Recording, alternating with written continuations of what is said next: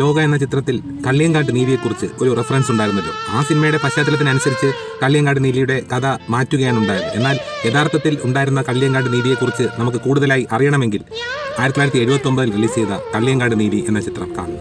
സുനിത പ്രൊഡക്ഷൻസിന്റെ ബാനറിൽ എം മണി നിർമ്മിച്ച് എം കൃഷ്ണൻ നായർ സംവിധാനം ചെയ്ത ഒരു ചിത്രമാണ് കള്ളിയങ്കാട്ട് നീലി എന്ന ചിത്രം. സാമ്പത്തികമായി ഒരു വൻ വിജയം നേടിയ ഒരു ചിത്രം തന്നെയായിരുന്നു. കള്ളിയങ്കാട്ട് നീലി എന്ന ചിത്രത്തിൽ ഗാനം എഴുതിയിരിക്കുന്നത് ബിജു തിരുവല്ലയും സംഗീതം ശ്യാമുമാണ്. അതിൽ നിഴലായി ഒഴുകി വരുമെന്ന ഗാനം നമ്മൾ ആരും മറക്കാനിടയില്ല.